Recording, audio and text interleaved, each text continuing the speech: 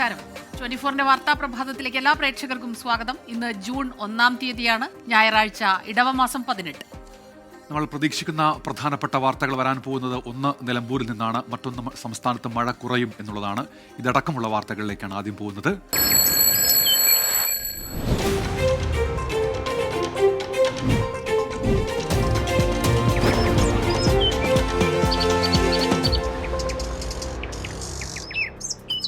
Morning ന്യൂസിലേക്ക് വിശദമായി. സംസ്ഥാനത്ത് ഇന്നു മുതൽ മഴ കുറയും എന്ന സൂചനയാണ് ഇപ്പോൾ കേന്ദ്ര കാലാവസ്ഥാ വകുപ്പ് നൽകുന്നത്. നിലവിൽ 4 ജില്ലകളിലാണ് യെല്ലോ മുന്നറിയിപ്പുള്ളത്. ബാക്കി എല്ലാ ജില്ലകളിലും ഗ്രീൻ അലേർട്ടാണ്.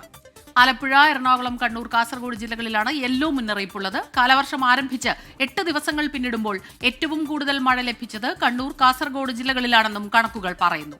കഴിഞ്ഞ ദിവസങ്ങളിൽ പെയ്ത മഴയെയും ശക്തമായ കാറ്റിനെയും തുടർന്ന് വ്യാപക നാശനഷ്ടമാണ് സംസ്ഥാനത്തുടനീളം ഉണ്ടായത്. വിവരങ്ങളുമായി ഇപ്പോൾ തിരുവനന്തപുരത്ത് നിന്ന് സലീം മാലിക്, കോഴിക്കോട് നിന്ന് സമീർ സി മുഹമ്മദ് എന്നിവർ ചേരുന്നുണ്ട്. ആദ്യം സലീം മാലിക്കിലേക്കാണ്. സലീം, സംസ്ഥാനത്ത് ഇനിയുള്ള ദിവസങ്ങളിൽ മഴ കുറയും എന്നാണല്ലോ കാലാവസ്ഥാ നിരീക്ഷണ കേന്ദ്രം വ്യക്തമാക്കുന്നത്. എന്തൊക്കെയാണ് മറ്റു വിവരങ്ങൾ, സലീം?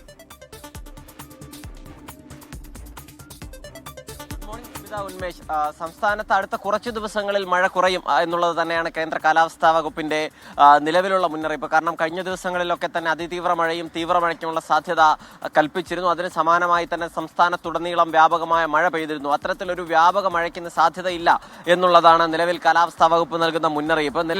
4 ജില്ലകളിൽ മാത്രമാണ് മഴ മുന്നറിയിപ്പുള്ളത്. അതും യെല്ലോ അലർട്ട് മാത്രമാണ് നിലവിൽ പ്രഖ്യാപിച്ചിരിക്കുന്നത്. അത് ആലപ്പുഴ, എറണാകുളം, കണ്ണൂർ, കാസർഗോഡ് ജില്ലകളിലാണ്. ഈ 4 ജില്ലകൾ ഒഴികെ മറ്റെല്ലാ ജില്ലകളിലും ഗ്രീൻ അലർട്ടാണ് ഉള്ളത്. കഴിഞ്ഞ ഏറെ ദിവസങ്ങൾക്ക് ശേഷമാണ് ഈ നിലയിലൊരു ഗ്രീൻ അലർട്ട് സംസ്ഥാനത്താകെ ഉണ്ടാവുകയും ചെയ്യുന്നത്. മാത്രമല്ല, ഓറഞ്ച് അലർട്ടും റെഡ് അലർട്ടും ഇല്ലാത്തൊരു ദിവസം എന്നതുകൂടി കഴിഞ്ഞ ഈ മൺസൂൺ ആരംഭിച്ചതിന് ശേഷമുള്ള അങ്ങനെ എത്തുന്ന ഒരു ആദ്യത്തെ ദിവസം കൂടിയാണ്. അതുകൊണ്ട് തന്നെ സംസ്ഥാനത്ത് കഴിഞ്ഞ ദിവസങ്ങളിൽ പെയ്തതുപോലെയുള്ള ശക്തമായ മഴയ്ക്കോ ശക്തമായ കാറ്റിനോ സാധ്യതയില്ല എന്നുള്ളതാണ് വിലയിരുത്തൽ. ബംഗാൾ ഉൾക്കടലിലെ ന്യൂനമർദ്ദത്തിന്റെ ശക്തി കുറഞ്ഞതും പടിഞ്ഞാറൻ കാറ്റിന്റെ ശക്തി കുറഞ്ഞതുമാണ് നിലവിൽ മഴ കുറയാൻ കാരണം. പക്ഷേ ഈ കുറച്ച് ദിവസങ്ങളുടെ ഇടവേളയ്ക്ക് ശേഷം വീണ്ടും മഴ ശക്തി ആർജിക്കാനുള്ള സാധ്യതയുണ്ട് എന്നുള്ളത് കൂടി മുന്നറിയിപ്പായി തന്നെ നൽകുന്നുണ്ട്. അതുകൊണ്ട് തന്നെ താൽക്കാലിക ആശ്വാസം മാത്രമാകും ഇപ്പോഴുള്ള ഈ മഴ കുറവുമായി ബന്ധപ്പെട്ടുണ്ടാകാൻ സാധ്യത. എന്തായാലും സംസ്ഥാനത്ത് പതിവിലും പ്രതീക്ഷിച്ചതിലും കൂടുതൽ മഴ പെയ്തത് അളവിന്റെ കണക്കിലാണെങ്കിലും ശരി, അപകടത്തിന്റെ കണക്കിലാണെങ്കിലും ശരി, മഴ കനത്ത മഴയായിരുന്നു സംസ്ഥാനത്ത് പെയ്തത്. വ്യാപക നാശനഷ്ടമാണ് കഴിഞ്ഞ ദിവസങ്ങളിലായി ഉണ്ടായത്. അതിൽ തന്നെ ഏറ്റവും ശക്തമായ മഴ ലഭിച്ചത് കണ്ണൂർ, കാസർഗോഡ് ജില്ലകളിൽ നിന്നാണ് നിലവിലെ കണക്കുകൾ.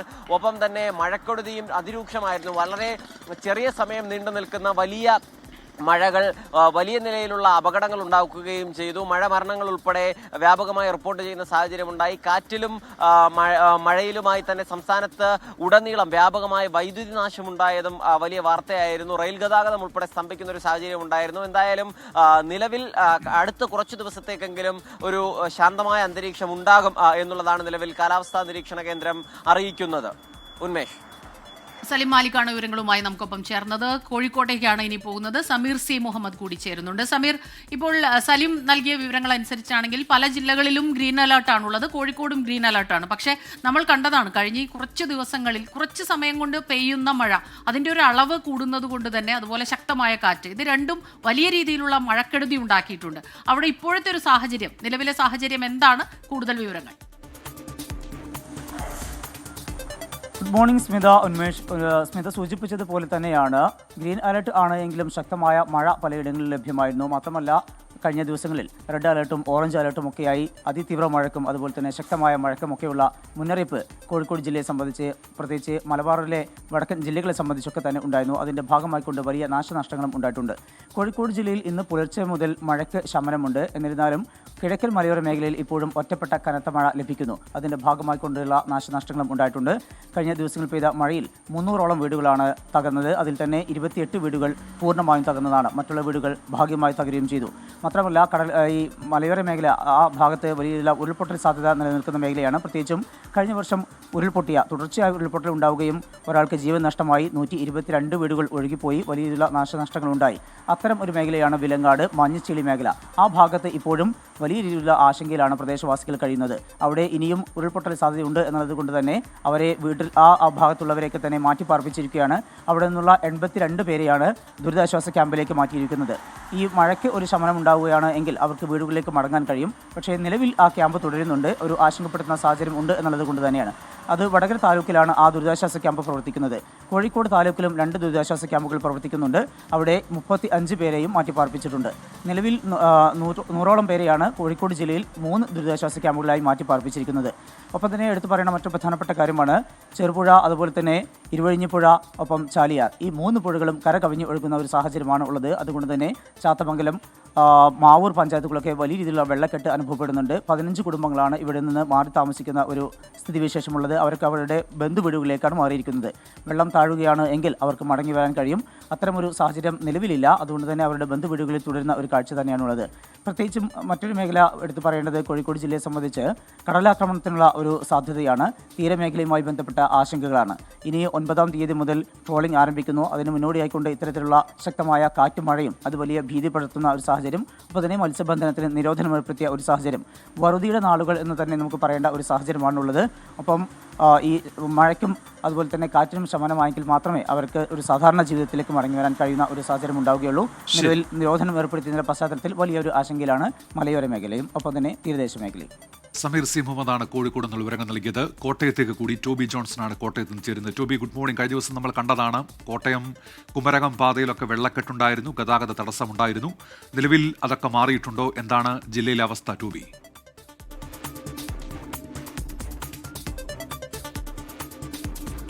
ഉന്മേഷ്, വലിയൊരു ആശ്വാസം ഇന്നുണ്ട് എന്ന് വേണമെങ്കിൽ നമുക്ക് പറയാം. കഴിഞ്ഞ 5 ദിവസമായി അതിശക്തമായിട്ടുള്ള മഴ, ഒപ്പം തന്നെ അതേ തുടർന്നുണ്ടാകുന്ന വെള്ളക്കെട്ട്, ഇത് വലിയ ദുരിതമാണ് കോട്ടയം ജില്ലയിൽ ഉണ്ടാക്കിക്കൊണ്ടിരുന്നത്. എന്നാൽ ഇന്ന് മഴ അല്പം മാറി നിൽക്കുന്നുണ്ട്. ഗ്രീൻ അലേർട്ടാണ്. ഇന്നലെ ഉച്ചയ്ക്ക് ശേഷവും മഴ കുറവുണ്ടായിരുന്നു. അതുകൊണ്ട് തന്നെ വലിയൊരു ആശ്വാസമുണ്ട് എന്ന് വേണമെങ്കിൽ നമുക്ക് പറയാം.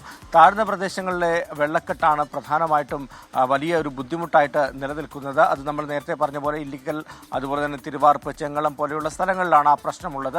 അതോടൊപ്പം തന്നെ പേരൂർ പോലെയുള്ള മേഖലകളിലും തിരുവഞ്ചൂർ, നീർക്കാട്, തിരുവഞ്ചൂർ പോകുന്ന റൂട്ടിലുള്ള പ്രദേശങ്ങളിലൊക്കെ തന്നെ ഈ വെള്ളക്കെട്ട് പല സ്ഥലങ്ങളിലും ഇന്നലെ ഉണ്ടായിരുന്നു. അവിടെ എല്ലാം തന്നെ ക്യാമ്പുകൾ തുറന്നിട്ടുണ്ട് എന്നാണ് നമുക്ക് മനസ്സിലാക്കാൻ സാധിക്കുന്നത്. എന്തായാലും കൂടുതൽ ക്യാമ്പുകൾ തുറക്കേണ്ട ആവശ്യമുണ്ടെങ്കിൽ, വെള്ളമിറങ്ങിപ്പോയില്ലെങ്കിൽ അത് വലിയൊരു ബുദ്ധിമുട്ടായി ആളുകൾക്ക് മാറും. അങ്ങനെയുണ്ടെങ്കിൽ കൂടുതൽ ക്യാമ്പുകൾ തുറക്കാനുള്ള നടപടികൾ സ്വീകരിച്ചിട്ടുണ്ട്. ഏകദേശം 45ഓളം ക്യാമ്പുകൾ ഇതിനോടകം തന്നെ ജില്ലയിൽ തുറന്നിട്ടുണ്ട് എന്നാണ് നമുക്ക് മനസ്സിലാക്കാൻ കഴിയുന്നത്. നിരവധി കുടുംബങ്ങളെ അങ്ങനെ മാറ്റിപ്പാർപ്പിച്ചിട്ടുണ്ട്. അത് കൂടുതലും കോട്ടയം നഗരത്തിന്റെ പ്രാന്തപ്രദേശങ്ങളിലും ഒപ്പം തന്നെ പടിഞ്ഞാറൻ മേഖലയിലുമാണ്. മഴ തുടരുകയാണെങ്കിൽ അത് വലിയ ബുദ്ധിമുട്ടുണ്ടാകും. എന്തായാലും ഇപ്പോൾ ഗ്രീൻ അലേർട്ട് ആയതുകൊണ്ട് തന്നെ വലിയൊരു ആശ്വാസമുണ്ട്. കഴിഞ്ഞ ദിവസം രാവിലെ ഒക്കെ വലിയ ശക്തമായിട്ടുള്ള മഴയുണ്ടായിരുന്നെങ്കിൽ ഇന്ന് മഴ മാറി നിൽക്കുന്ന ഒരു അവസ്ഥയാണ് നിലവിൽ കോട്ടയത്തുള്ളത്. ഈ വെള്ളക്കെട്ടാണ് നിലവിൽ ബുദ്ധിമുട്ടുണ്ടാക്കുന്നത്. ടോബി ജോൺസണാണ് കോട്ടയത്തു നിന്നുള്ള വിവരങ്ങളുമായി നമുക്കൊപ്പം ചേർന്നത്. ശക്തമായ മഴയെ തുടർന്ന് ആലപ്പുഴ കുട്ടനാട് മങ്കൊമ്പ് പ്രദേശത്ത് രൂക്ഷമായ വെള്ളക്കെട്ട്, മണിമലയാർ പമ്പ നദികളിലെ ജലനിരപ്പ് ക്രമാതീതമായി ഉയർന്നതും തോട്ടപ്പള്ളി പൊഴിമുറിക്കൽ വൈകിയതുമാണ് ദുരിതത്തിന് കാരണം. കുട്ടനാട് MLA തോമസ് കെ തോമസിനെതിരെ വ്യാപക പരാതികളാണ് പ്രദേശവാസികൾ ഉന്നയിക്കുന്നത്. ഞങ്ങൾ ഞങ്ങൾക്ക് എപ്പോഴും 6 മാസം അല്ലെങ്കിൽ 7 മാസം വെള്ളത്തിലാണ് ഞങ്ങൾ ഇരിക്കുന്നത്. ഞങ്ങൾ പെരയ്ക്കകത്ത് വരെ വെള്ളം കയറുക എപ്പോഴും ഉള്ള ഇതാണ്. എപ്പോഴും വെച്ചാൽ ഞങ്ങൾ 6 മാസം കുഞ്ഞുങ്ങളുമായിട്ടുള്ള പോക്ക്, ബാക്കി എല്ലാ മാസം കുഞ്ഞുങ്ങളുമായിട്ട് വീട്ടിലുള്ള ജീവിതമാണ് ഞങ്ങൾ ജീവിക്കുന്നത്. പൊടി കുഞ്ഞുങ്ങളുണ്ട്, 1 വയസ്സ് കുഞ്ഞുങ്ങൾ വരെ. ഞങ്ങളിപ്പം ഞങ്ങളുടെ വീട്ടിലോട്ട് പോകാൻ ഞങ്ങൾ കാണിക്കാം കുഞ്ഞുങ്ങളെ ഏത് രീതിയിൽ ഞങ്ങൾ ഇട്ടിരിക്കുന്നത്. ഈ വെള്ളത്തിൽ എവിടോട്ട് പോകാൻ പറ്റും ഞങ്ങൾക്ക്? ഇപ്പം പെരയ്ക്കകത്ത് വരെ വെള്ളം. കൊച്ചു കുഞ്ഞുങ്ങളെ കൊണ്ട് ഇപ്പം ജീവിക്കുന്ന ഒരു വളരെ ഒരു സഹായങ്ങൾ പോലും ഇവിടുത്തെ സർക്കാർ ചെയ്യുന്നില്ല. മങ്കൊമ്പ് ക്ഷേത്രത്തിനടുത്തെ പ്രദേശങ്ങളാണ് വെള്ളത്തിനടിയിലായത്. ചെറിയ മഴ പെയ്താലും വലിയ വെള്ളക്കെട്ടാണിവിടെ. മണിമലയാറും പമ്പയാറും കരകവിഞ്ഞൊഴുകിയാൽ ഇവരുടെ പ്രശ്നം ഇരട്ടിക്കും.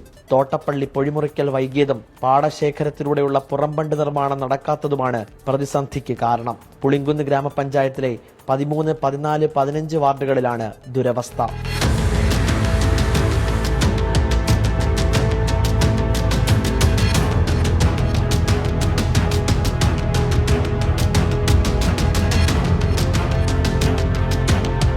പരിഹാരം ആവശ്യപ്പെട്ട് കുട്ടനാട് MLA തോമസ് കെ തോമസിന്റെ ഓഫീസും വീടും ഒരുപാട് തവണ കയറിയിറങ്ങി.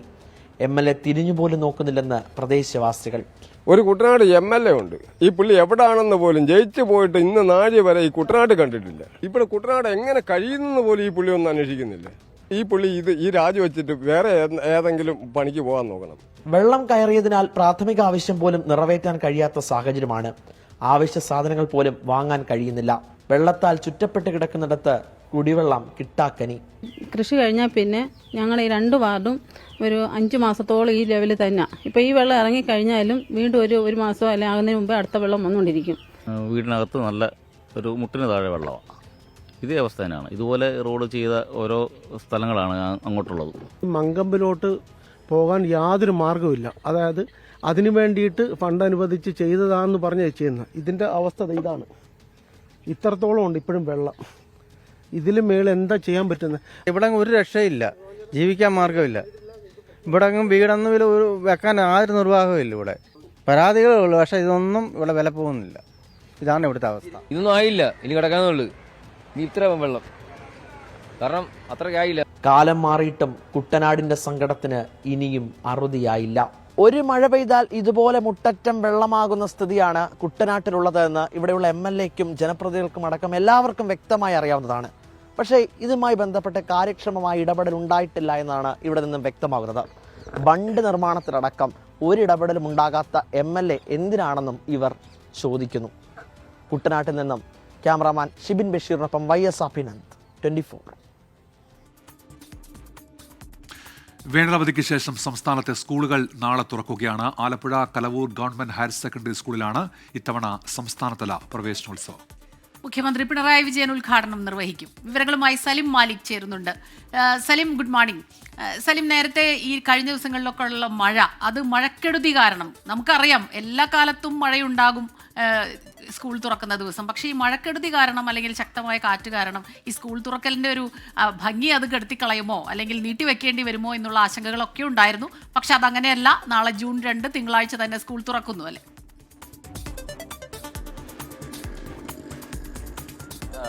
Unmesh, good morning.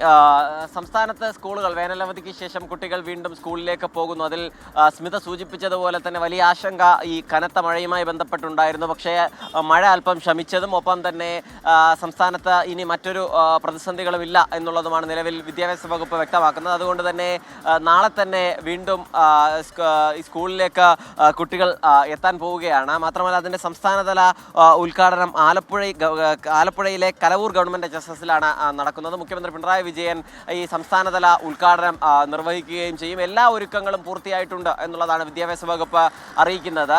സ്കൂൾ ശുചീകരണം ഉൾപ്പെടെയുള്ള കാര്യങ്ങളിലൊക്കെ പ്രതിസന്ധിയായി നിന്നത് സംസ്ഥാനത്ത് ശക്തമായി പെയ്ത മഴയാണ്. കാരണം ഈ മാസം 20-ന് തന്നെ സംസ്ഥാനത്തെ മുഴുവൻ സ്കൂളുകളിലും PTA യോഗങ്ങൾ ചേരാൻ നിർദ്ദേശം നൽകിയിരുന്നു. അതനുസരിച്ച് എല്ലാ സ്കൂളുകളിലും യോഗം ചേർന്നു എന്നുള്ളതാണ് വിദ്യാഭ്യാസ വകുപ്പിന്റെ കണക്ക്. അതിനുശേഷം 25, 26 തീയതികളിലായി സ്കൂൾ ശുചീകരണം നടത്തണം എന്നുള്ളതായിരുന്നു നിർദ്ദേശം. അതിന് സ്കൂളുമായി ബന്ധപ്പെട്ട് നിൽക്കുന്ന അധ്യാപകരും PTA ഭാരവാഹികളും ഉൾപ്പെടെ പങ്കാളികളാകണമെന്നും അറിയിച്ചിരുന്നു. ശക്തമായ മഴയായിരുന്നു പലയിടങ്ങളിലും ഉണ്ടായിരുന്നത്. അതിനെ തുടർന്ന് ആ ശുചീകരണം പല സ്ഥലങ്ങളിലും കൃത്യസമയത്ത് നടത്താൻ കഴിഞ്ഞില്ല. പക്ഷേ ഇന്നലെയോടുകൂടി മുഴുവനിടങ്ങളിലും ആ നിലയിലുള്ള ശുചീകരണം പൂർത്തിയായിട്ടുണ്ട് എന്നുള്ളതാണ് അറിയിക്കുന്നത്. എന്തായാലും അതോടുകൂടി സ്കൂളുകൾ, സംസ്ഥാനത്തെ മുഴുവൻ സ്കൂളുകളും പൂർണ്ണ സജ്ജമായിട്ടുണ്ട് എന്നുള്ളതാണ് നിലവിൽ അറിയിക്കുന്നത്. മാത്രമല്ല വലിയ മാർഗനിർദ്ദേശങ്ങൾ കൂടി സംസ്ഥാനത്തെ സ്കൂൾ തുറക്കലുമായി ബന്ധപ്പെട്ട് നൽകിയിട്ടുണ്ട്. അതിലെ ഏറ്റവും പ്രധാനപ്പെട്ട കാര്യം നിലവിൽ ഈ വ്യാപിക്കുന്ന ലഹരി ഉപയോഗത്തിന്റെ ഭാഗമായി അന്യരെ ആരെയും, അതായത് സ്കൂൾ സമയങ്ങളിൽ പുറത്തു നിന്നുള്ള വിദ്യാർത്ഥികളല്ലാത്ത പുറത്തു നിന്നുള്ള ആരെയും സ്കൂൾ കോമ്പൗണ്ടിലേക്ക്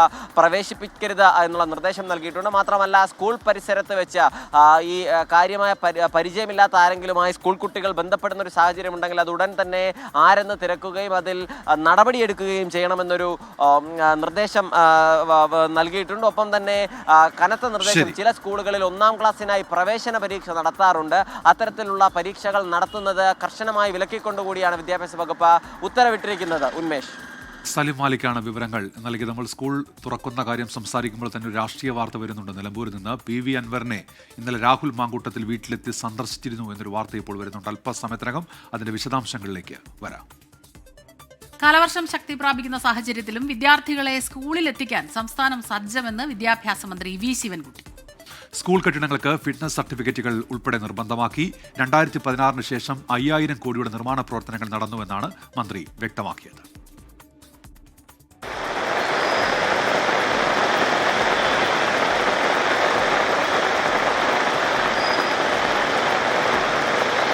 സംസ്ഥാനത്ത് പെയ്യുന്നത് അതിശക്തമായ മഴ. അധ്യയന വർഷം ആരംഭിക്കുമ്പോൾ ഈ പെരുമഴയത്തും വിദ്യാർത്ഥികൾക്ക് സ്കൂളുകളിലേക്ക് എത്തേണ്ടതുണ്ട്. വിദ്യാർത്ഥികളുടെ സുരക്ഷയ്ക്കായി എല്ലാവിധ മുൻകരുതലുകളും എടുക്കുകയാണ് സർക്കാരും. സ്കൂളുകളിൽ ഒരുക്കങ്ങളെല്ലാം സജ്ജമെന്ന് വിദ്യാഭ്യാസ മന്ത്രി വി ശിവൻകുട്ടി. ജൂൺ മാസം 2-ാം തീയതി സ്കൂൾ തുറക്കുന്നതിന് വേണ്ടിയുള്ള എല്ലാ ഒരുക്കങ്ങളും പൂർത്തീകരിച്ചിരിക്കുകയാണ്. ജൂൺ മാസം 2-ാം തീയതി തന്നെ സ്കൂളിൻ്റെ പ്രവേശനോത്സവം കഴിഞ്ഞ് ഉച്ചവരെ ഉണ്ടാകും. ഉച്ചശേഷം എല്ലാ സ്കൂളിലെയും കുട്ടികൾക്ക് ഉച്ചഭക്ഷണം കൊടുക്കുന്നതിന് വേണ്ടിയുള്ള നിർദ്ദേശം കൊടുത്തിട്ടുണ്ട്. പാഠപുസ്തകങ്ങൾ ഏതാണ്ട് സ്കൂളുകളിൽ എത്തിക്കഴിഞ്ഞു, യൂണിഫോം എത്തിക്കഴിഞ്ഞു. അത് മഴ കാരണം കുറച്ചൊരു മൂവ്മെൻറ്റിനൊരു തടസ്സം ഉണ്ടായിട്ടുണ്ടെന്ന് മാത്രമേ ഉള്ളൂ. കാലവർഷക്കാലത്ത് അപകടങ്ങൾ മുന്നിൽ കണ്ട് എല്ലാ വർഷത്തെയും പോലെ സ്കൂൾ കെട്ടിടങ്ങൾക്ക് ഫിറ്റ്നസ് ഉറപ്പാക്കും.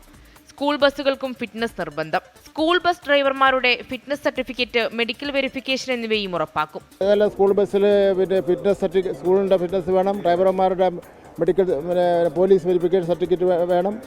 അക്കാര്യങ്ങളെല്ലാം നമ്മൾ ഏതാണ്ട് 100ഓളം വരുന്ന കാര്യങ്ങൾ പോയിന്റ് കൊടുത്തിട്ടുണ്ട്. അത് എല്ലാ സ്കൂളിൽ നിന്ന് ടിക്ക് ചെയ്ത് DOമാർ EIOമാർ മുഖാന്തരം വാങ്ങുകയാണ്.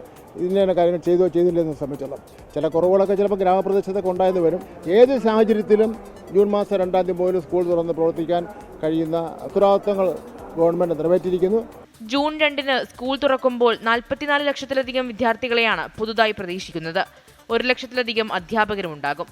പാഠപുസ്തകങ്ങൾക്കപ്പുറത്ത് സാമൂഹിക വിഷയങ്ങളും വ്യക്തിത്വ വികസനത്തിനുള്ള വഴികളും ഉൾപ്പെടുത്തി ക്ലാസുകൾ നൽകാനും ഈ അധ്യയന വർഷം മുതൽ തീരുമാനമുണ്ട്. 24 തിരുവനന്തപുരം. നിലമ്പൂരിലേക്കാണ്. നിലമ്പൂരിൽ ആവേശപ്പോര്.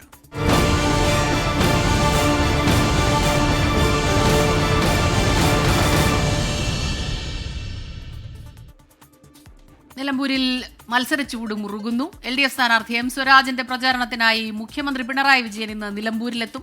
UDF സ്ഥാനാർത്ഥി ആര്യാടൻ ഷൗക്കത്തിന്റെ മണ്ഡല പര്യടനം ഇന്ന് തുടങ്ങും. ദിവസങ്ങൾ നീണ്ട കൂടിയാലോചനയ്ക്ക് ഒടുവിൽ നിലമ്പൂർ ഉപതെരഞ്ഞെടുപ്പിൽ മത്സരിക്കാൻ ഒരുങ്ങുകയാണ് NDA. പരിഗണനയിലുള്ള 3 പേരുടെ പട്ടിക BJP സംസ്ഥാന അധ്യക്ഷൻ രാജീവ് ചന്ദ്രശേഖർ തയ്യാറാക്കി. മത്സരിക്കുന്നതിൽ PV അൻവറിന്റെ നിർണായക തീരുമാനവും ഇന്നുണ്ടായേക്കും. ഷഹദ് റഹ്മാനും റാഫി കരീമും ചേരുന്നുണ്ട് അവിടെ നിന്ന്. Shahad, good morning Shahad. ഷഹദ്, ഈ NDAയുടെ സ്ഥാനാർത്ഥി ആരാകും?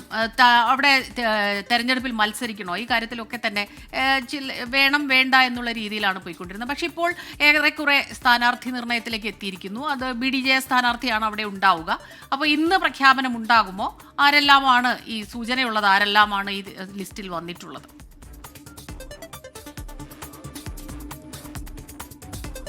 Good morning Unmesh, Smitha. അതായത് ഈ BDJSന്റെ അല്ലെങ്കിൽ NDAയുടെ സ്ഥാനാർത്ഥി നിർണയത്തിൽ ഇതുവരെ ഒരു അന്തിമ തീരുമാനം ആയിട്ടില്ല എന്ന് വേണം നമുക്ക് ഈ ഒരു ഘട്ടത്തിൽ പറയാൻ. കാരണം ഇപ്പോഴും BJPയിൽ അല്ലെങ്കിൽ NDAയിൽ ഇതുമായി ബന്ധപ്പെട്ടുള്ള ആശയക്കുഴപ്പങ്ങൾ തുടരുകയാണ്. ആദ്യഘട്ടത്തിൽ BDJS ആണ് മത്സരിക്കുക എന്ന് പറഞ്ഞിട്ടുണ്ടായിരുന്നു. അതിനു മുൻപ് മത്സരിക്കുന്നേയില്ല, അതായത് NDA ഇത്തവണ മത്സരത്തിനില്ല എന്ന് പറഞ്ഞു. എന്നാൽ പിന്നീട് അതിൽ മനംമാറ്റം വരുന്നു. വലിയ രീതിയിലുള്ള വിമർശനങ്ങൾ ഉയർന്ന പശ്ചാത്തലത്തിൽ BDJS മത്സരിക്കും എന്ന് പറയുന്നു. എന്നാൽ ഏറ്റവും ഒടുവിൽ ഇന്നലെ പുറത്തു വന്ന വിവരങ്ങൾ അനുസരിച്ച് നിലവിൽ BDJSും മത്സരിക്കാനുള്ള ഒരു സാധ്യതയില്ല. മറിച്ച് BJP തന്നെ സ്വന്തം പാർട്ടി ചിഹ്നത്തിൽ മത്സരിക്കാനുള്ള ഒരു സാധ്യതയാണ് ഇപ്പോൾ തെളിയുന്നത് എന്നുള്ളതാണ്. കഴിഞ്ഞ ദിവസം രാജീവ് ചന്ദ്രശേഖരനും ഒപ്പം തന്നെ തുഷാർ വെള്ളാപ്പള്ളിയും കൂടിക്കാഴ്ച നടത്തി. തുഷാർ വെള്ളാപ്പള്ളി ഈ വിഷയം, അതായത് തങ്ങൾ മത്സരിക്കാനില്ല, പ്രത്യേകിച്ച് ഭാരിച്ച ചെലവാണ് ഈ തെരഞ്ഞെടുപ്പിനുള്ളത്. തുടക്കം മുതൽ തന്നെ BJPയെ സംബന്ധിച്ചിടത്തോളം BJPയുടെ നിലപാട് എന്ന് പറയുന്നത്, അല്ലെങ്കിൽ NDAയുടെ നിലപാട് എന്ന് പറയുന്നത്, ഇത് അനാവശ്യമായിട്ടുള്ള ഒരു തെരഞ്ഞെടുപ്പാണ്, വലിയ ചിലവുകളുള്ള തെരഞ്ഞെടുപ്പാണ്, വെറുതെയാണ് ഈ തെരഞ്ഞെടുപ്പിന് സമയം കളയുന്നത് എന്നൊരു നിലപാടിലാണ് തുടക്കം മുതൽ തന്നെ BJP ഈ വിഷയത്തിൽ ഉള്ളത്. അതേ നിലപാടിലേക്ക് ഇപ്പോൾ BDJSും എത്തിച്ചേർന്നിരിക്കുന്നു എന്ന് വേണം നമുക്ക് ഈ ഒരു ഘട്ടത്തിൽ മനസ്സിലാക്കാൻ. അതുകൊണ്ട് തന്നെ ഇത്തവണ ഒരുപക്ഷെ BDJS മത്സരിച്ചിട്ടില്ല എന്ന ഒരു വിവരമാണ് ഈ ഒരു ഘട്ടത്തിൽ പുറത്തു വരുന്നത്. പക്ഷേ അതേ സമയത്ത് തന്നെ ഇന്ന് കോട്ടയത്ത് BDJSന്റെ സംസ്ഥാന യോഗം നടക്കുന്നുണ്ട് എന്നുള്ള വിവരം നമുക്ക് ഈ ഒരു ഘട്ടത്തിൽ പുറത്തു വരുന്നുണ്ട്.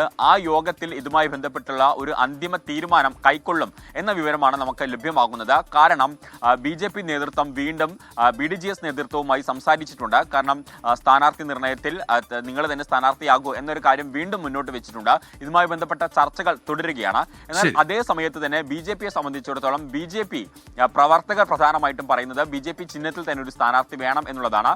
അതിന്റെ അടിസ്ഥാനത്തിൽ ഒരുപക്ഷെ BJP സ്ഥാനാർത്ഥിയായിരിക്കും ഏറ്റവും ഒടുവിൽ തീരുമാനത്തിൽ ഉണ്ടാവുക എന്നുള്ളതാണ്. കാരണം പ്രാദേശിക അടിസ്ഥാനത്തിലുള്ള നേതാക്കളെ ഉൾപ്പെടുത്തി BJP ചിഹ്നത്തിൽ തന്നെ മത്സരിപ്പിക്കും. എന്തായാലും രാജീവ് ചന്ദ്രശേഖർ ഇന്ന് നിലമ്പൂർ മണ്ഡലത്തിൽ എത്തുന്നുണ്ട്.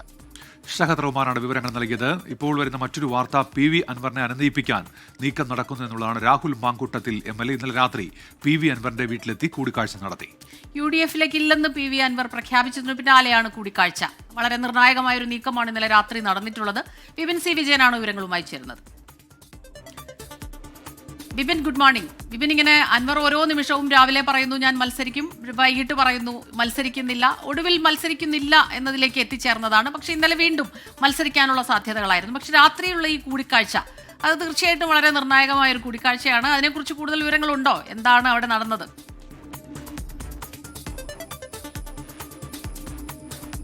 Good morning Smitha, Unmesh. ഇത് വളരെ അപ്രതീക്ഷിതമായിട്ടുള്ള UDF-ന്റെ ഭാഗത്തു നിന്നുള്ള ഒരു നീക്കമായിട്ട് വേണം മനസ്സിലാക്കാൻ.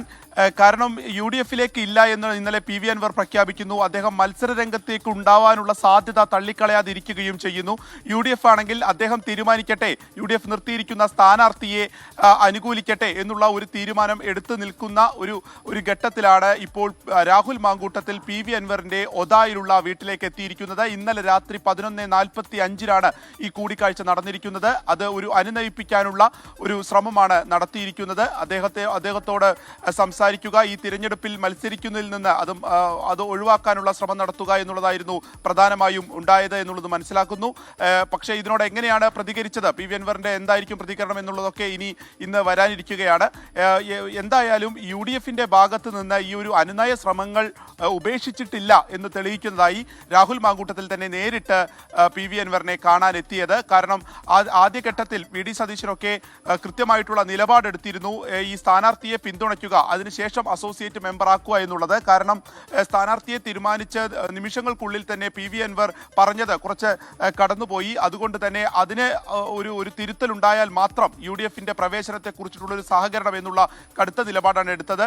PV അൻവർ ആകട്ടെ ഇതിനെല്ലാം പിന്നിൽ VD സതീശനാണ് എന്നുള്ളതായിരുന്നു ഇത്രയും പറഞ്ഞു വെച്ചത്. ഇന്നലത്തെ വാർത്താ സമ്മേളനത്തിലും UDF-ലെ കുറെ നേതാക്കളെ ചേർത്ത് പിടിക്കുമ്പോൾ തന്നെ VD സതീശനെ വളരെ രൂക്ഷമായി തന്നെ വിമർശിക്കുന്ന ഒരു അവസ്ഥയായിരുന്നു. അത്തരത്തിൽ ആ വാർത്താ സമ്മേളനത്തിനൊക്കെ ശേഷം ഇനിയൊരു ചർച്ചയ്ക്കില്ല, അൻവർ എല്ലാം തീരുമാനിക്കട്ടെ എന്നുള്ളതായിരുന്നു UDF-ലെ എല്ലാ പ്രധാനപ്പെട്ട നേതാക്കളും പറഞ്ഞത്. പക്ഷേ അതിനുശേഷവും ഒരു അനുനയ നീക്കം നടന്നിരിക്കുന്നു. അതായത് അൻവറിന്റെ വോട്ട് കൂടി തങ്ങൾക്ക് വേണം എന്നുള്ളതിലേക്ക് തന്നെ UDF എത്തിയിരിക്കുന്നു. അതല്ല എന്നുണ്ടെങ്കിൽ അത് ജയപരാജയങ്ങളെ ബാധിക്കുന്ന രീതിയിൽ തന്നെ, അതിനെയൊക്കെ സ്വാധീനിക്കുന്ന രീതിയിൽ തന്നെ വളരും എന്നുള്ളത് കൂടി മനസ്സിലാക്കിയായിരിക്കാം ഇത്തരം ഒരു നീക്കം നടത്തിയിരിക്കുന്നത് രാഹുൽ. കാരണം ഒരു നിലപാട് പ്രഖ്യാപിച്ചതിന് ശേഷം ഇനി UDF-ലേക്ക് VD സതീശൻ നയിക്കുന്ന UDF-ലേക്ക് ഇല്ല എന്നുള്ളതായിരുന്നു അൻവറിന്റെ കൃത്യമായിട്ടുള്ള ഒരു നിലപാട്. അദ്ദേഹം മത്സര രംഗത്തേക്ക് ഉണ്ടാകാനുള്ള ഒരു സാധ്യത കൂടി ഇപ്പോൾ തെളിഞ്ഞു നിൽക്കുന്ന സാഹചര്യത്തിൽ രാഹുൽ മാങ്കൂട്ടത്തിൽ എത്തുകയും സംസാരിക്കുകയും ചെയ്തിരിക്കുന്നു. പക്ഷേ അതിനോട് ഒരു എത്രത്തോളം പോസിബിൾ ആയിട്ടുള്ള ഒരു കാര്യമായിരിക്കും ഇനി ഒരു UDF പ്രവേശനം അല്ലെങ്കിൽ ഈ സ്ഥാനാർത്ഥിയുമായി സഹകരിച്ചു പോകുന്നത് എന്നുള്ള കാര്യങ്ങളൊക്കെ വരും മണിക്കൂറിൽ കുറച്ചുകൂടി കൃത്യമാവും. വലിയൊരു രാഷ്ട്രീയ ചലനം ഇതുമായി ബന്ധപ്പെട്ട് നിലമ്പൂർ ഉപതെരഞ്ഞെടുപ്പുമായി ഉണ്ടായിരിക്കുന്നു. ഏതായാലും അത് ഒരു പ്രധാനപ്പെട്ട നീക്കമാണ്. പക്ഷേ അൻവർ വഴങ്ങുമോ, അതുമായി ബന്ധപ്പെട്ട അൻവറിന്റെ നിലപാട് എന്ത്, അക്കാര്യങ്ങൾ പുറത്തു വരേണ്ടതുണ്ട്. റാഫി കരീം കൂടി ചേരുന്നുണ്ട്. റാഫി, ഇന്ന് LDF-ന്റെ തെരഞ്ഞെടുപ്പ് കൺവെൻഷനാണ്. ആര്യടൻ ഷൗക്കത്തിന്റെ മണ്ഡല പര്യടനത്തിന് തുടക്കമാവുകയും ചെയ്യുന്നു. വിവരങ്ങൾ റാഫി.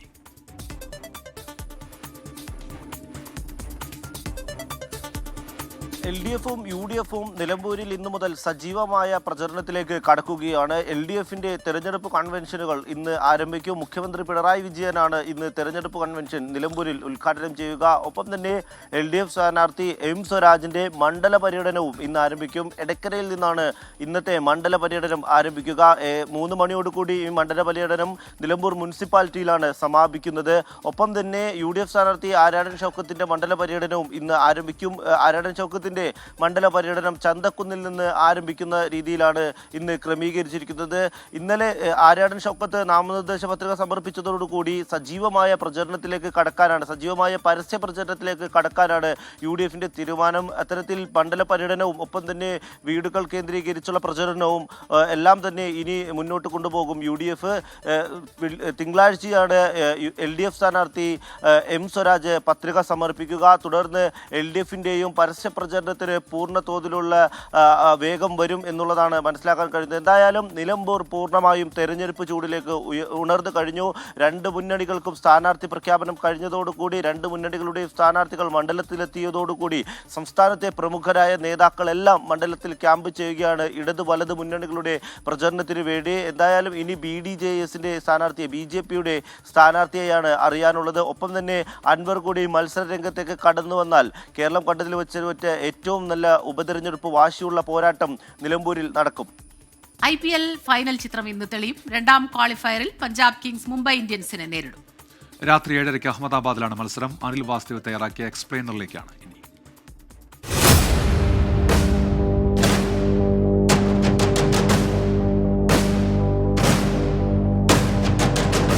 IPLൽ ഒരു പുതിയ ചാമ്പ്യനെ വാഴിക്കാൻ കളമൊരുങ്ങുമോ, അതോ ആറാം തമ്പുരാക്കന്മാരാകാൻ മുംബൈ ഇന്ത്യൻസിന് അവസരമോ? രണ്ടാം ക്വാളിഫയർ ഉത്തരം തേടുന്നത് ഈ ചോദ്യത്തിനാണ്. ഇന്നേ വരെ കപ്പ് നേടിയിട്ടില്ലാത്ത രണ്ട് ടീമുകളുടെ പോരിനകം പഞ്ചാബ് കിങ്സ് ആണ് ജയിക്കുന്നതെങ്കിൽ ഫൈനൽ മത്സരം സാക്ഷ്യം വഹിക്കുക. അതേസമയം മുംബൈ ഇന്ത്യൻസ് ആണ് ജയിക്കുന്നതെങ്കിൽ പുതുചരിത്രം എഴുതാൻ RCBക്ക് പണിപ്പെടേണ്ടി വരും. പറഞ്ഞു പഴകിയതാണെങ്കിലും പറയാതെ തരമില്ല. തോറ്റു തുടങ്ങിയ മുംബൈ ഇന്ത്യൻസിനെ ഭയക്കണം. ആദ്യ 5 കളിയിൽ 4 തോറ്റ മുംബൈ പിന്നീടുള്ള 9-ൽ 7 ജയിച്ചായിരുന്നു കലാശക്കളിക്ക് യോഗ്യത നേടിയത്. എലിമിനേറ്ററിൽ ഗുജറാത്ത് ടൈറ്റൻസിനെ തറപറ്റിച്ച രണ്ടാം ക്വാളിഫയറിനും യോഗ്യത നേടി. 5 തവണ ചാമ്പ്യന്മാരായ മുംബൈയുടെ ലക്ഷ്യം 7ാം ഫൈനലാണ്.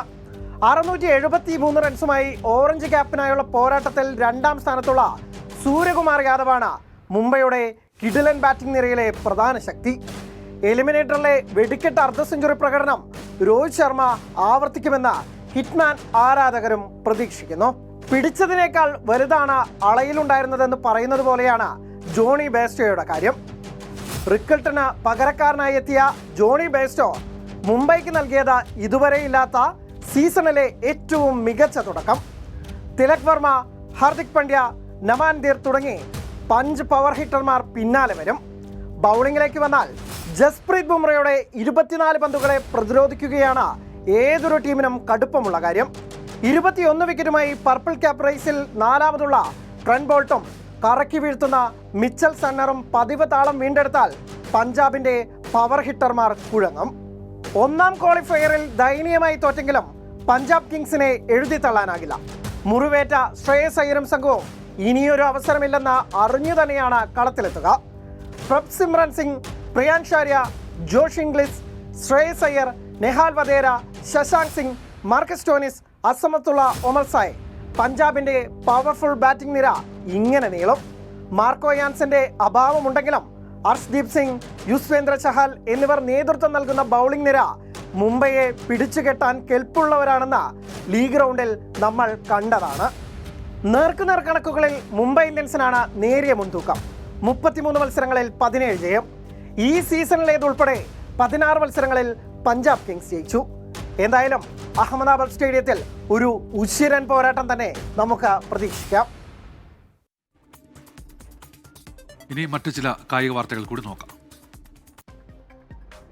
വെസ്റ്റ് ഇൻഡീസ് ഇംഗ്ലണ്ട് രണ്ടാം ഏകദിനം ഇന്ന്. മത്സരം ഇന്ത്യൻ സമയം ഉച്ചയ്ക്ക് 3:30 കാർഡിഫിൽ. ആദ്യ ഏകദിനത്തിൽ ഇംഗ്ലണ്ട് 238 റൺസിന്റെ വമ്പൻ ജയം സ്വന്തമാക്കി. ചതുർദിന മത്സരത്തിൽ ഇന്ത്യക്കെതിരെ ഇംഗ്ലണ്ട് ലയൺസ് പൊരുതുന്നു. 237 റൺസുമായി 3ാം ദിനം ബാറ്റിംഗ് പുനരാരംഭിക്കും. സെഞ്ചുറി നേടി ടോം ഹെയ്ൻസും മാക്സ് ഹോൾഡനും ക്രീസിൽ.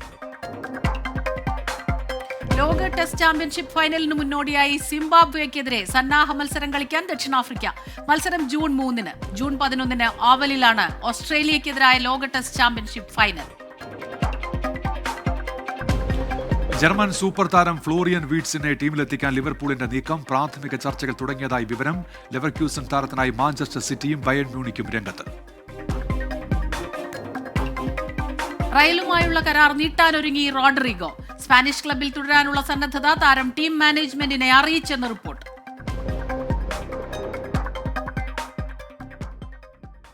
റഷ്യയിൽ പാലം തകർന്ന് 7 പേർ മരിച്ചു. യുക്രൈൻ അതിർത്തിക്ക് സമീപം പശ്ചിമ ബ്രസാൻസ്ക് മേഖലയിലാണ് അപകടമുണ്ടായത്. റെയിൽവേ ട്രാക്കിലേക്കാണ് പാലം തകർന്നു വീണത്. ട്രെയിനിന്റെ ലോക്കോമോട്ടീവ് ഡ്രൈവറും മരിച്ചു എന്നാണ് റിപ്പോർട്ട്. 30 പേർക്ക് പരിക്കേറ്റു. ട്രെയിൻ മോസ്കോയിൽ നിന്ന് ക്ലിമോവിലേക്ക് പോകുന്നതിനിടെയാണ് ഈ അപകടമുണ്ടായത്. വടക്കുകിഴക്കൻ സംസ്ഥാനങ്ങളിൽ മഴക്കെടുതി രൂക്ഷമാകുന്നു. 24 മണിക്കൂറിനിടെ 6 സംസ്ഥാനങ്ങളിലായി 27 പേർ മരിച്ചു. അസമിൽ വ്യാപക മണ്ണിടിച്ചിൽ. മണിപ്പൂരിൽ ഇംഫാൽ നദിയിൽ വെള്ളപ്പൊക്കമാണ്. നിരവധി പേരെ ഒഴിപ്പിച്ചു. ബൽറാം നെടുങ്ങാടി വിവരങ്ങളുമായി ഇപ്പോൾ ചേരുന്നുണ്ട് ഡൽഹിയിൽ നിന്ന്. ബൽറാം, ഈ വടക്കിഴക്കൻ സംസ്ഥാനങ്ങളിലെ നിലവിലെ സ്ഥിതി എന്താണ് Balram? Very good morning Unmesh, Smitha. വടക്ക് കിഴക്കൻ സംസ്ഥാനങ്ങളിൽ മഴ ശക്തമായി തന്നെ തുടരുകയാണ്. എന്നാൽ കഴിഞ്ഞ 2 ദിവസമായി അതിശക്തമായ മഴയും കൊടുങ്കാറ്റും ഈ സംസ്ഥാനങ്ങളിൽ എല്ലാം തന്നെ ഉണ്ടായിരുന്നു. ബംഗാൾ ഉൾക്കടലിൽ രൂപപ്പെട്ട ന്യൂനമർദ്ദത്തെ തുടർന്നാണ് 6 വടക്ക് കിഴക്കൻ സംസ്ഥാനങ്ങളിൽ അതിരൂക്ഷമായ മഴക്കെടുതികൾ ഉണ്ടായിരിക്കുന്നത്. കഴിഞ്ഞ 24 മണിക്കൂറിനിടെയാണ് ഏറ്റവും രൂക്ഷമായ സാഹചര്യം ഈ സംസ്ഥാനങ്ങളിൽ ഉണ്ടായത്. 24 മണിക്കൂറിനിടെ മാത്രം 27 പേരാണ് ഈ സംസ്ഥാനങ്ങളിൽ 6 സംസ്ഥാനങ്ങളിലായി മരിച്ചത്. അരുണാചൽ പ്രദേശിൽ മാത്രം 9 പേർ മരിച്ചിട്ടുണ്ട്. അതിലൊരു പേർ ദേശീയപാത 13 ഉണ്ടായ വൻ മണ്ണിടിച്ചിലിൽ വാഹനം ഒലിച്ചുപോയാണ് മരിച്ചത്.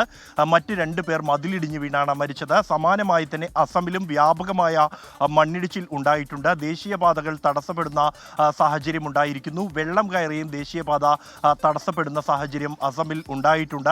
നാഗാലാൻഡിൽ ചമൌക്ക് കെമിഡ ജില്ലയിൽ പഹല പഹാറിൽ ദേശീയപാത 29 തടസ്സപ്പെട്ടിട്ടുണ്ട്. വ്യാപകമായ മണ്ണിടിച്ചിൽ ഈ സംസ്ഥാനങ്ങളിൽ എല്ലാം തന്നെ റിപ്പോർട്ട് ചെയ്യപ്പെട്ടിട്ടുണ്ട്. രക്ഷാപ്രവർത്തനം ഇപ്പോഴും പുരോഗമിച്ചുകൊണ്ടിരിക്കുകയാണ്. അതേസമയം മണിപ്പൂരിലെ ഇംഫാൽ നദിയിൽ വെള്ളം കയറി ഒരു ഗ്രാമത്തെ പൂർണ്ണമായും തന്നെ ഒഴിപ്പിച്ചിരിക്കുന്നു. അവർക്കായി സ്കൂളുകൾ അടക്കമുള്ള ഇടങ്ങളിൽ ക്യാമ്പുകൾ ഒരുക്കിയിട്ടുണ്ട്. ഗവർണർ നേരിട്ട് തന്നെയാണ് രക്ഷാപ്രവർത്തനം അടക്കമുള്ള സാഹചര്യങ്ങൾ അവിടെ വിലയിരുത്തുന്നത്.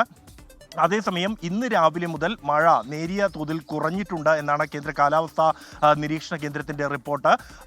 ഈ വരുന്ന 24 മണിക്കൂറിലും നേരിയ തോതിലുള്ള മഴ ഈ മേഖലയിൽ തുടരും എന്നും വ്യക്തമാക്കുന്നു. മേഘാലയയിൽ ഇന്ന് യെല്ലോ അലർട്ടാണ് പ്രഖ്യാപിച്ചിരിക്കുന്നത്. ഉന്മേഷ്, ശരി.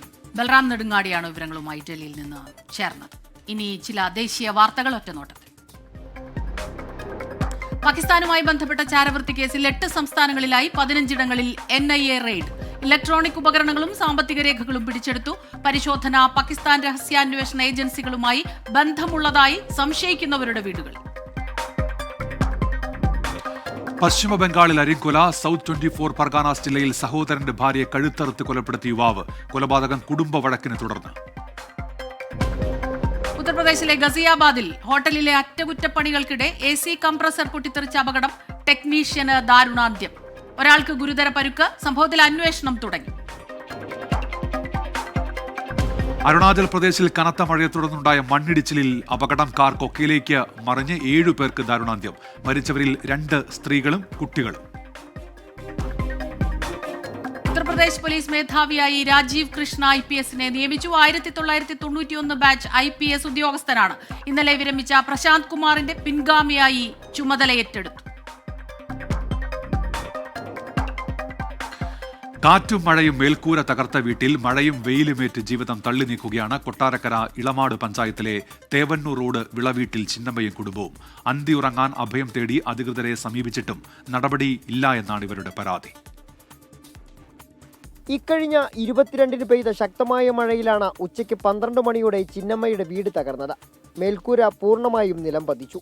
ഈ സമയം ചിന്നമ്മയും മകളുമാണ് വീടിനുള്ളിൽ ഉണ്ടായിരുന്നത്.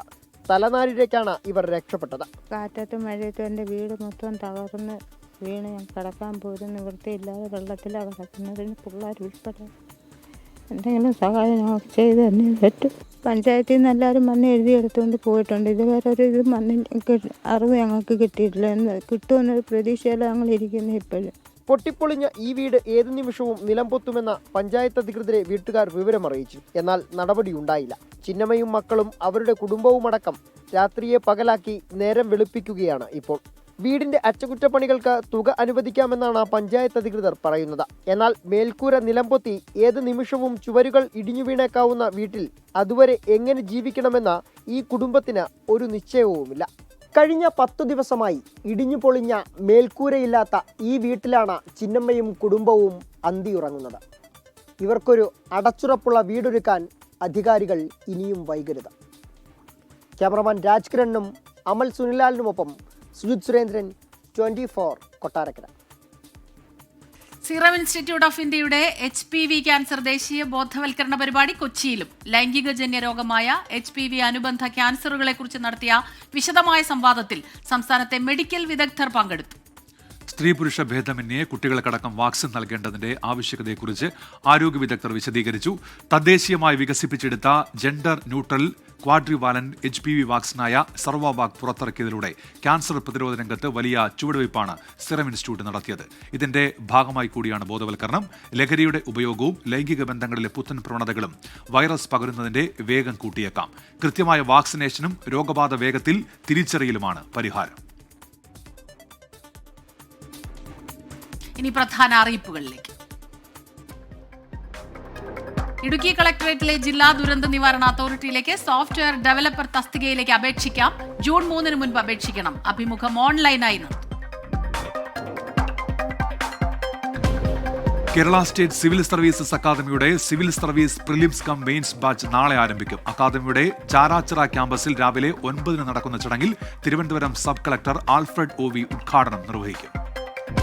സർക്കാർ സ്വാശ്രയ കോളേജുകളിലേക്ക് ബിടെക് ലാറ്ററൽ എൻട്രി.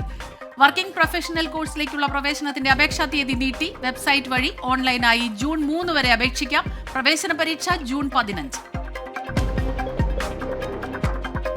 പത്തനംതിട്ട ജില്ലാ ആസൂത്രണ സമിതി യോഗം ജൂൺ 5 കളക്ടറേറ്റ് കോൺഫറൻസ് ഹാളിൽ നടക്കുന്ന യോഗത്തിൽ ജില്ലയിലെ വികസന പ്രവർത്തനങ്ങൾ അവലോകനം ചെയ്യും.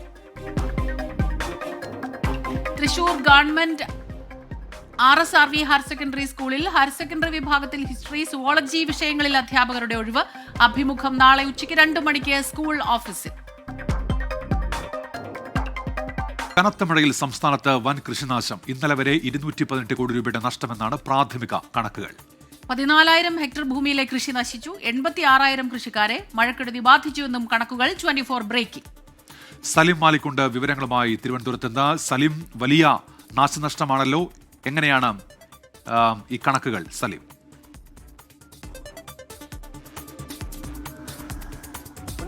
സ്മിത, സംസ്ഥാനത്ത് ഏതൊരു മഴയും ഏറ്റവും അധികം ബാധിക്കുക കൃഷിക്കാരെയാണ് എന്നുള്ള കാര്യത്തിൽ തർക്കമില്ല. വ്യാപക കൃഷിനാശം പല കാലങ്ങളിലെ മഴകളിലും സംസ്ഥാനത്ത് ഉണ്ടായിട്ടുണ്ട്. അതിൻ്റെ ഏറ്റവും ഒടുവിലത്തെ കണക്കാണ് ഇപ്പോൾ പുറത്തു വരുന്നത്. കഴിഞ്ഞ ഒരാഴ്ചയായി നീണ്ടുനിന്ന മഴയിൽ മാത്രം ഈ കാലവർഷം തുടങ്ങിയിട്ടേ ഉള്ളൂ. അതിനുള്ളിൽ മാത്രമാണ് 86,000-ലധികം കൃഷിക്കാരെ ബാധിക്കുന്ന നിലയിലേക്ക് ഈ കൃഷിനാശം ഉണ്ടായിരിക്കുന്നത്.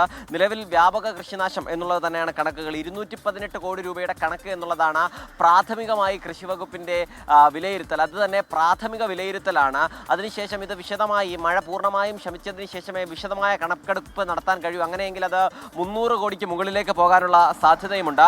14,000 ഹെക്ടർ ഭൂമിയിലെ കൃഷി പൂർണ്ണമായി നശിച്ചു എന്നുള്ളതും കണക്കുകളാണ്. അതും പ്രാഥമിക കണക്കുകളാണ്. ഇതിനേക്കാൾ വളരെയധികമാണ് വെള്ളം കയറിയ ഭൂമികൾ എന്നുള്ളത് കൂടി ഇപ്പോൾ കൃഷി വകുപ്പിന്റെ കണ്ടെത്തലിലുണ്ട്. മഴ പൂർണ്ണമായും ശമിച്ച് വെള്ളം പൂർണ്ണമായും ഇറങ്ങിയതിന് ശേഷം മാത്രമേ ഈ കണക്ക് പൂർത്തിയായി എടുക്കാനും കഴിയൂ. അങ്ങനെയെങ്കിൽ ഞാൻ നേരത്തെ സൂചിപ്പിച്ചതുപോലെ 300 കോടിയിലധികം രൂപയുടെ കൃഷിനാശം എന്നുള്ള നിലയിലേക്ക് കാര്യങ്ങൾ പോവുകയും ചെയ്യും. മാത്രമല്ല, ഈ മഴ വീണ്ടും വരികയാണെങ്കിൽ ഈ കണക്കുകൾ പിന്നെയും വലിയ നിലയിൽ വർദ്ധിക്കുന്ന ഒരു സാഹചര്യവും ഉണ്ടാകും. ഉന്മേഷ്, സ്മിത. സലിം, ഈ മഴ തുടങ്ങിയതേ ഉള്ളൂ. നമുക്കറിയാം കനത്ത നാശനഷ്ടം ഉണ്ടാകുന്നു. പക്ഷേ മഴ പൂർണ്ണമായും ശമിച്ചതിന് ശേഷം മാത്രമേ ഈ കണക്കുകൾ പൂർണ്ണമാകൂ എന്ന് പറയുമ്പോൾ കർഷകർ ഇനിയും കാത്തിരിക്കേണ്ട ഒരു അവസ്ഥ വരുമോ? കാരണം നമുക്കറിയാമല്ലോ, ഇവർ വായ്പയെടുത്തും വലിയ രീതിയിലുള്ള അധ്വാനവും ഒക്കെ പാഴായി പോകുമ്പോൾ ഇങ്ങനെ എത്ര നാളെന്ന് കരുതി അവർ കാത്തിരിക്കും. അപ്പോൾ അവർക്ക് പെട്ടെന്ന് അടിയന്തരമായ എന്തെങ്കിലും തരത്തിലുള്ള സഹായം നൽകാനുള്ള ഒരു സാധ്യത അതുണ്ടാകുമോ?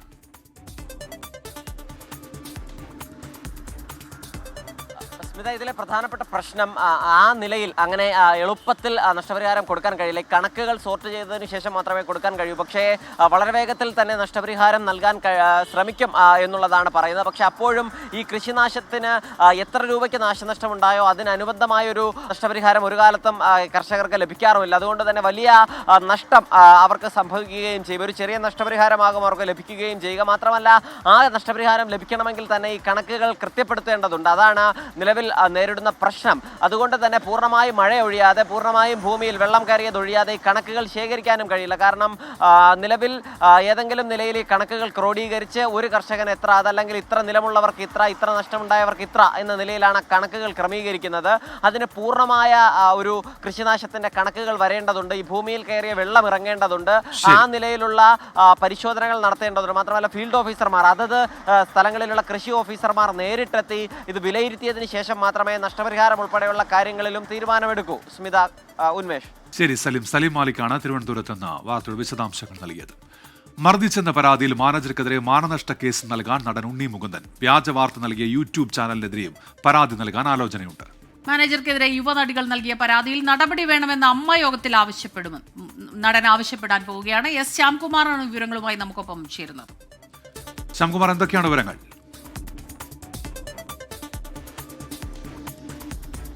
ഉന്മേഷ്, മുൻ മാനേജറെ മർദ്ദിച്ചു എന്നുള്ള പരാതിയിൽ മർദ്ദനത്തിന് തെളിവുകൾ നിലവിൽ പോലീസിന് ലഭിച്ചിട്ടില്ല എന്ന പോലീസ് കോടതിയെ ഉൾപ്പെടെ അറിയിച്ചിരുന്നു. ഇതിനു പിന്നാലെയാണ് മാനേജർക്കെതിരായിട്ട് മാനനഷ്ട കേസ് നൽകി കോടതിയെ സമീപിക്കാൻ നടൻ ഉണ്ണി മുകുന്ദൻ തയ്യാറെടുക്കുന്നത്. അടുത്ത ദിവസം അഭിഭാഷകൻ മുഖേന കോടതിയിൽ പരാതി നൽകാനാണ് നടന്റെ പ്രധാനപ്പെട്ട ഒരു തീരുമാനം. അതിനു പുറമെ ഇന്നലെ നടത്തിയ വാർത്താ സമ്മേളനത്തിൽ ഒരു യൂട്യൂബ് ചാനൽ ഒരു പോലീസ് ഉദ്യോഗസ്ഥൻ്റേത് എന്ന പേരിൽ ഒരു ശബ്ദ സന്ദേശം ഉണ്ണി മുകുന്ദനെതിരെ പുറത്തുവിട്ടിരുന്നു. ഇതിൽ മറ്റ് തെളിവുകൾ ഉണ്ട് എന്നുൾപ്പെടെ പറഞ്ഞിരുന്നതായും നടൻ ആരോപിച്ചിരുന്നു. ഇക്കാര്യത്തിൽ യൂട്യൂബ് ചാനലിനെതിരായിട്ടും പോലീസിലും കോടതിയിലും പരാതി നൽകാനും നടൻ തയ്യാറെടുക്കുന്നുണ്ട്. 2 നടികളാണ് തന്നെ വിളിച്ചിട്ട് ഈ വിപിനെതിരായിട്ട് പരാതിയുണ്ട് എന്നും അത് ഗുരുതരമായ പരാതികളാണ് ഉള്ളതെന്നും പറഞ്ഞിരുന്നതായും നടൻ പറഞ്ഞിരുന്നു. ഇക്കാര്യം അമ്മ യോഗത്തിൽ നേരിട്ട് ഹാജരായി ആവശ്യപ്പെടും. പരാതിയിൽ നടപടി സ്വീകരിക്കണമെന്ന നിലപാട് സ്വീകരിക്കുമെന്നുള്ളതാണ് നടൻ വ്യക്തമാക്കുന്നത്. ഏതായാലും കേസിൽ നിയമപരമായ നടപടികളുമായി മുന്നോട്ട് പോകുമെന്ന സൂചനയാണ് നടൻ നൽകുന്നത്. ഈ കേസിൽ കൂടുതൽ പരാതി DGPക്ക് ഉൾപ്പെടെ നൽകിയ പരാതിയിൽ തുടർ നടപടികൾ ആവശ്യപ്പെട്ട് സമീപിക്കുമെന്നും നടൻ വ്യക്തമാക്കുന്നുണ്ട്. എസ് ശ്യാംകുമാറാണ് കൊച്ചിയിൽ നിന്ന് വാർത്തയുടെ വിശദാംശങ്ങൾ നൽകിയത്. PV അൻവറിനെ അനുനയിപ്പിക്കാനുള്ള നീക്കങ്ങൾ. രാഹുൽ മാങ്കൂട്ടത്തിൽ ഇന്നലെ രാത്രി PV അൻവറിന്റെ വീട്ടിലെത്തി കൂടിക്കാഴ്ച നടത്തി. UDFലേക്ക് ഇല്ലെന്ന് PV അൻവർ പ്രഖ്യാപിച്ചതിന് പിന്നാലെയാണ് ഈ കൂടിക്കാഴ്ചയുണ്ടായത്. വിപിൻ സി വിജയനാണ് വിവരങ്ങളുമായി ചേരുന്നത്. വിപിൻ, ഒരു അനുനയത്തിന് സാധ്യതയുണ്ടോ? വിപിൻ,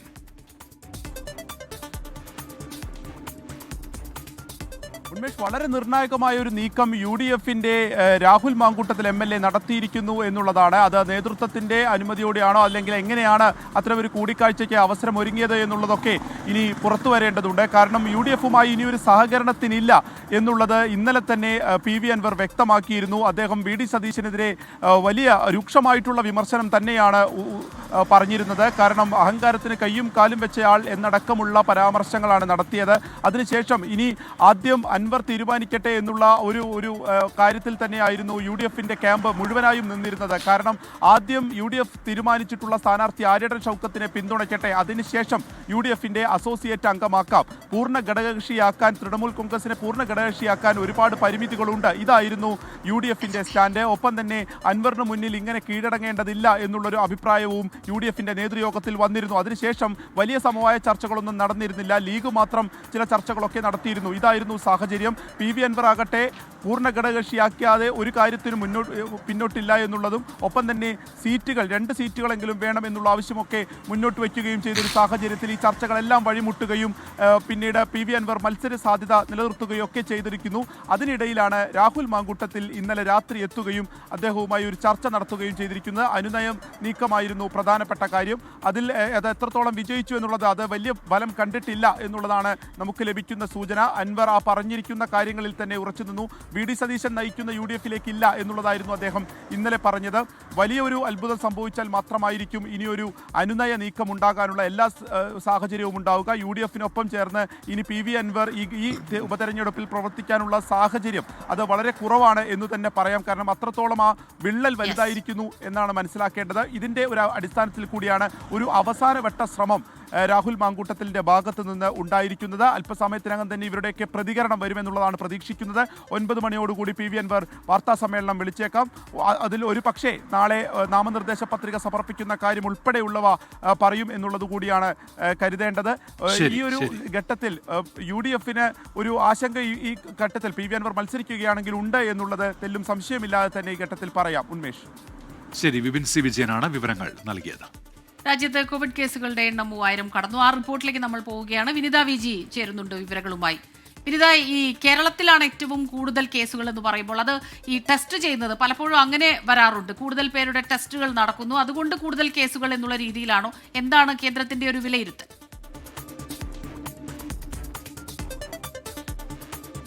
തീർച്ചയായും സ്മിത, നമുക്ക് അങ്ങനെ തന്നെയാണ് അനുമാനിക്കാൻ കഴിയുന്നത്. കാരണം ഈ കഴിഞ്ഞ കോവിഡ് കാലത്തൊക്കെ നമ്മൾ കണ്ടതാണ് ഏറ്റവും കൂടുതൽ പരിശോധനകളും ഏറ്റവും കൂടുതൽ ടെസ്റ്റുകളും ഒക്കെ നടത്തിയിരുന്നത് കേരളത്തിലാണ്. ഇക്കുറിയും അങ്ങനെ തന്നെയാണ് നമുക്ക് മനസ്സിലാക്കാൻ കഴിയുന്നത്. ഏതാണെങ്കിലും നമുക്കിപ്പോൾ ലഭ്യമായിരിക്കുന്ന റിപ്പോർട്ട് അനുസരിച്ച്, കേന്ദ്രത്തിലെ ആരോഗ്യ മന്ത്രാലയം പുറത്തുവിട്ടിരിക്കുന്ന റിപ്പോർട്ട് അനുസരിച്ച് ഏറ്റവും കൂടുതൽ വ്യാപനം നടക്കുന്നത്, കോവിഡ് വ്യാപനം ഉണ്ടായിരിക്കുന്നത് കേരളത്തിലാണെന്നുള്ള റിപ്പോർട്ടുകൾ തന്നെയാണ് നമുക്ക് ലഭ്യമായിരിക്കുന്നത്. 1000-ന് മുകളിലാണ് ഇതുവരെയുള്ള കണക്കുകൾ. അത് 1336 പേർക്കാണ് കേരളത്തിൽ ഇതിനോടകം കോവിഡ് സ്ഥിരീകരിച്ചിരിക്കുന്നത്. രാജ്യത്തെ മൊത്തത്തിലേക്കുള്ള കണക്കിലേക്ക് വരുമ്പോൾ അത് 3000 കടന്നിരിക്കുന്നു. 3395 പേർക്ക് കോവിഡ് സ്ഥിരീകരിച്ചതായി കേന്ദ്ര ആരോഗ്യ മന്ത്രാലയം സ്ഥിരീകരിച്ചിരിക്കുകയാണ്. ഇതുവരെ 8 കോവിഡ് മരണങ്ങൾ കൂടി റിപ്പോർട്ട് ചെയ്തിട്ടുണ്ട്. അതിലൊന്ന് കേരളത്തിൽ നിന്നുള്ള ഒരു കോവിഡ് മരണം കൂടിയാണ്. 1435 പേരാണ് ഇതിനോടകം തന്നെ രോഗമുക്തരായിരിക്കുന്നത്. ഒപ്പം മഹാരാഷ്ട്രയാണ്, കേരളം കഴിഞ്ഞാൽ ഏറ്റവും കൂടുതൽ കേസുകൾ റിപ്പോർട്ട് ചെയ്തിരിക്കുന്നത് മഹാരാഷ്ട്രയിലാണ്. മഹാരാഷ്ട്രയിൽ 467 പേർക്കും ഒപ്പം പിന്നാലെ ഡൽഹിയിൽ 375 പേർക്കും രോഗം സ്ഥിരീകരിച്ചിട്ടുണ്ട്. ഗുജറാത്തിൽ 265 പേർക്കും കർണാടകയിൽ 234 പേർക്കും കോവിഡ് സ്ഥിരീകരിച്ചിട്ടുണ്ട്. മറ്റ് സംസ്ഥാനങ്ങളിലേക്ക് പോകുമ്പോൾ അങ്ങനെ വലിയ രീതിയിൽ ആശങ്കപ്പെടേണ്ട ഒരു സാഹചര്യമില്ല എന്ന് തന്നെയാണ് ആ റിപ്പോർട്ടിൽ നിന്ന് നമുക്ക് മനസ്സിലാക്കാൻ കഴിയുന്നത്. ഏതാണെങ്കിലും കേരളത്തിലെ ഉൾപ്പെടെയുള്ള എല്ലാ സംസ്ഥാനങ്ങളിലെയും സ്ഥിതിഗതികൾ വളരെ സൂക്ഷ്മമായി ഞങ്ങൾ നിരീക്ഷിക്കുന്നുണ്ടെന്നാണ് ആരോഗ്യ മന്ത്രാലയം അറിയിച്ചിരിക്കുന്നത്. ഒപ്പം തന്നെ സംസ്ഥാനങ്ങളിലെ ഈ മെഡിക്കൽ റിപ്പോർട്ട്, ഒപ്പം തന്നെ ആശുപത്രികളിലെ സ്ഥിതിഗതികൾ ഉൾപ്പെടെയുള്ള കാര്യങ്ങൾ ചേർത്തുകൊണ്ട് വളരെ വിശദമായിട്ടുള്ള ഒരു റിപ്പോർട്ട് കൂടി നൽകണമെന്നും കേന്ദ്ര ആരോഗ്യ മന്ത്രാലയം നിർദ്ദേശിച്ചിട്ടുണ്ട്. വിനീത വിജിയാണ് ഇപ്പോൾ വാർത്തയുടെ വിശദാംശങ്ങൾ നൽകിയത്. രാജ്യത്ത് കോവിഡ് കേസുകൾ ഉയരുന്നു എന്നാണ് ഇപ്പോൾ കേന്ദ്ര ആരോഗ്യ മന്ത്രാലയം വ്യക്തമാക്കുന്നത്. 14 ലക്ഷത്തോളം വിദേശ ഹജ്ജ് തീർത്ഥാടകർ സൗദിയിലെത്തി. ഇന്ത്യയിൽ നിന്നുള്ള ഹജ്ജ് വിമാന സർവീസ് അവസാനിച്ചു. ഇന്നലെ മക്കയിലെ ഹറം പള്ളിയിൽ നടന്ന ജുമുഅ നമസ്കാരത്തിൽ ലക്ഷക്കണക്കിന് ഇന്ത്യക്കാർ പങ്കെടുത്തു. സൗദി പാസ്പോർട്ട് ഡിപ്പാർട്ട്മെന്റ് ഇന്ന് പുറത്തുവിട്ട കണക്ക് പ്രകാരം ഇന്നലെ വരെ സൗദിയിലെത്തിയത് 13,96,644 വിദേശ ഹജ്ജ് തീർത്ഥാടകരാണ്. ഇതിൽ 13,26,323 തീർത്ഥാടകരും വിമാനമാർഗമാണ് സൗദിയിലെത്തിയത്. 65,228 പേർ റോഡ് മാർഗവും 5,093 പേർ കപ്പൽ വഴിയും ഹജ്ജിനെത്തി. ഹജ്ജിനു മുമ്പുള്ള അവസാന വെള്ളിയാഴ്ചയായ ഇന്നലെ മക്കയിലെ ഹറം പള്ളിയിലെത്തിയത് ദശലക്ഷക്കണക്കിന് തീർത്ഥാടകരാണ്. ഇന്ത്യയിൽ നിന്നുള്ള 1 ലക്ഷത്തോളം തീർത്ഥാടകർ ഹറം പള്ളിയിൽ നടന്ന ജുമാ നമസ്കാരത്തിൽ പങ്കെടുത്തു. ജുമുഅയ്ക്ക് ശേഷം ഇവർക്ക് താമസ സ്ഥലത്തെത്താൻ സഹായിക്കാൻ Indian consul general Fahad Ahmed Khan സൂരിയുടെ നേതൃത്വത്തിൽ ഇന്ത്യൻ ഹജ്ജ് മിഷൻ പ്രവർത്തകരും മലയാളികൾ ഉൾപ്പെടെയുള്ള സന്നദ്ധ പ്രവർത്തകരും ഉണ്ടായിരുന്നു. So I would like to take this opportunity to thank every one of the authorities from the Kingdom of Saudi Arabia for their excellent arrangements and very good cooperation with my team. Together as a team, my transport team, which also includes medical apparatus that we set up, all of them have worked tirelessly to ensure that the movement of our Hajis have been seamless. In just about an hour's time, we have transported more than 100,000 pilgrims with the help of our partners here in Saudi Arabia. ഇന്ത്യയിൽ നിന്നും ഹജ്ജ് committee വഴി ഹജ്ജ് നിർവഹിക്കുന്ന 1,22,000 തീർത്ഥാടകരിൽ 1,18,000 തീർത്ഥാടകർ ഇന്നലെ വരെ സൗദിയിലെത്തി. ഇന്ത്യയിൽ നിന്നുള്ള ഹജ്ജ് വിമാന സർവീസ് ഇന്ന് അവസാനിക്കുന്നതോടെ എല്ലാ തീർത്ഥാടകരും സൗദിയിലെത്തും. 16,000 മലയാളി തീർത്ഥാടകരാണ് ഹജ്ജ് കമ്മിറ്റി വഴി ഇത്തവണ ഹജ്ജ് നിർവഹിക്കുന്നത്. ബുധനാഴ്ചയാണ് ഹജ്ജ് കർമ്മങ്ങൾ ആരംഭിക്കുന്നത്. ജലീൽ കണമകലം, 24 ജിദ്ദ. കൊച്ചിയിൽ വൈദികനെതിരെ പീഡന പരാതി നൽകിയ യുവതിയെ കാണാതായ സംഭവത്തിൽ അന്വേഷണം ഊർജിതമാക്കിയിരിക്കുകയാണ് പോലീസ്. ആരുടെയെങ്കിലും നിർദ്ദേശപ്രകാരമാണോ യുവതി വീട് വിട്ടിറങ്ങിയതെന്നാണ് അന്വേഷണം. കഴിഞ്ഞ ഫെബ്രുവരിയിലാണ് യുവതി വൈദികനെതിരെ പീഡന പരാതി നൽകിയത്. ഇതിന്റെ വിശദാംശങ്ങൾ ഉൾപ്പെടെ പരിശോധിക്കേണ്ടതുണ്ട്. ഏതായാലും ഇപ്പോൾ ഇത്തരം ഒരു വാർത്തയാണ് പുറത്തുവരുന്നത്. വൈദികനെതിരെ പരാതി നൽകിയ യുവതിയെ കാണാതായ സംഭവത്തിലാണ് പോലീസിന്റെ അന്വേഷണം. എസ് ശ്യാംകുമാർ വിവരങ്ങളുമായി. ശ്യാം, വളരെ വേഗത്തിൽ വിവരങ്ങൾ. ഉന്മേഷ, കഴിഞ്ഞ ബുധനാഴ്ചയാണ് ഈ പെൺകുട്ടിയെ കാണാതാകുന്നത്. വൈദികനെതിരായിട്ട് പീഡന പരാതി നൽകിയ യുവതിയാണ്. തൃക്കാക്കര പോലീസ് പെൺകുട്ടിയുടെ ഫോൺ രേഖകൾ പരിശോധിച്ചതിൽ ഈ പെൺകുട്ടി ഗുജറാത്ത് ഭാഗത്ത് എത്തിയിട്ടുണ്ട് എന്നുള്ളതാണ് വിവരം. ഏതായാലും ആരുടെയെങ്കിലും നിർബന്ധത്തിലാണോ ഈ പെൺകുട്ടി വീട് വിട്ട് ഇറങ്ങിയത് എന്നുള്ളതാണ് പോലീസ് അന്വേഷിക്കുന്നത്. ഈ പെൺകുട്ടിയെ പീഡിപ്പിച്ച് നഗ്ന ചിത്രങ്ങൾ പകർത്തി എന്ന പരാതിയിലാണ് വൈദികനെതിരെ പരാതി എടുത്തിരുന്നത്. ശരി, എസ് ശ്യാംകുമാറാണ് വിവരങ്ങൾ നൽകിയത്. ഈ വാർത്താ ബുള്ളറ്റിൻ ഇവിടെ പൂർണ്ണമാകുന്നു.